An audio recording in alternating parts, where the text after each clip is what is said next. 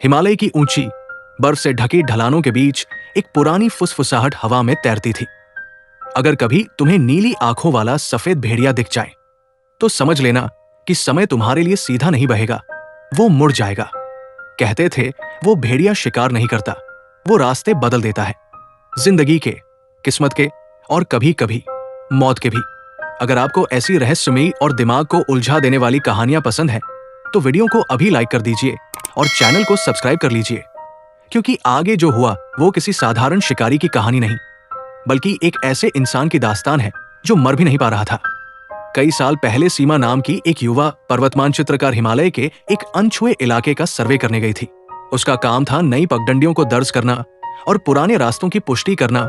वो निडर थी, वैज्ञानिक सोच रखती थी और लोक कथाओं पर हंसती थी। लेकिन उस दिन मौसम अचानक बदल गया। साफ आसमान पर धुंध छा गई और उसका जीपीएस सिग्नल अजीब तरह से घूमने लगा। स्क्रीन पर नक्शा जैसे खुद ब खुद बदल रहा था। पगडंडी मुड़ती हुई किसी अज्ञात दिशा में जा रही थी। उसने सोचा ये तकनीकी गड़बड़ी होगी, मगर तभी उसे सामने बर्फ के पार एक आकृति दिखी। एक विशाल सफेद भेड़िया जिसकी फर पर हल्की नीली चमक पड़ रही थी और आंखें गहरी, अस्वाभाविक रूप से नीली। सीमा ठिठक गई।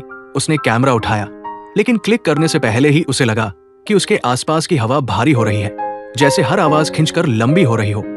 भेड़िया बस खड़ा था, शांत, बिना गुर्राए, बिना दांत दिखाए। और फिर उसने एक कदम आगे बढ़ाया।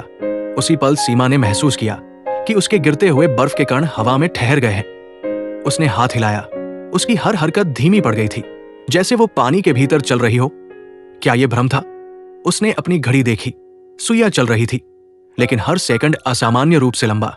उसने हिम्मत करके एक पत्थर उठाया और भेड़िए की तरफ फेंका। पत्थर हवा में ही रुक गया, बिल्कुल स्थिर।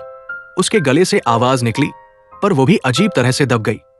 तभी भेड़िए की आंखों में नीली रोशनी गहरी हुई और अचानक उसके सामने का दृश्य बदल गया। वो उसी पहाड़ी पर खड़ी थी, लेकिन बर्फ पिघल चुकी थी।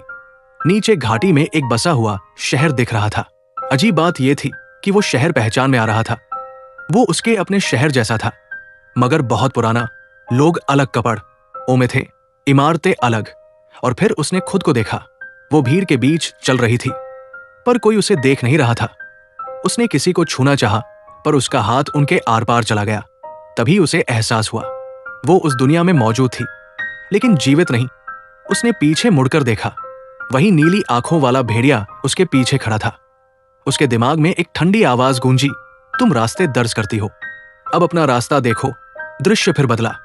इस बार उसने खुद को एक खाई के किनारे गिरते हुए देखा। बर्फ टूट रही थी, उसका पैर फिसल रहा था और नीचे अंतहीन गहराई। क्या ये उसका भविष्य था? क्या वह सचमुच मरने वाली थी? उसकी सांसें तेज हो गई। उसने चीख कर कहा, मुझे वापस ले चलो। और उसी क्षण सब कुछ टूट गया। बर्फ के कण फिर से गिरने लगे। पत्थर जमीन पर गिरा। हवा सामान्य हो गई। भेड़िया अब भी सामने खड़ा था, मगर उसकी आंखों में इस बार अजीब सी थकान थी। सीमा ने धीरे धीरे पीछे हटना शुरू किया और इस बार भेड़िया ने उसका पीछा नहीं किया। वो बस उसे देखता रहा जब तक कि धुंध ने दोनों के बीच की दूरी निगल नहीं ली। किसी तरह वो बेस कैंप लौटी, लेकिन उसके मन में वह दृश्य अटका रहा। कुछ दिनों बाद जब उसने अपने रिकॉर्ड किए गए डेटा की जांच की तो उसकी उंगलियां कांप उठीं। उसके नक्शे में एक नई पगडंडी दर्ज थी, जो सीधे उसी खाई की ओर जाती थी जिसे उसने उस दूसरी दुनिया में देखा था। और तारीख वो 3 दिन आगे की थी। उसने समझ लिया भेड़िए ने उसे मौत नहीं दिखाई थी, उसने चेतावनी दी थी। अगले दिन उसने टीम को उस दिशा में जाने से रोका और सचमुच वहां बर्फ की परत के नीचे गहरी दरार छिपी थी। अगर वे बढ़ते तो सब नीचे गिर जाते। क्या भेड़िया राक्षस था या रक्षक? यह सवाल आज भी अनसुलझा है। लेकिन कहते हैं जब भी हिमालय में कोई रास्ता अचानक बदल जाता है या कोई पर्वतारोही आखिरी पल में कदम पीछे खींच लेता है, तो दूर बर्फ पर नीली आंखों की हल्की चमक दिखाई देती है।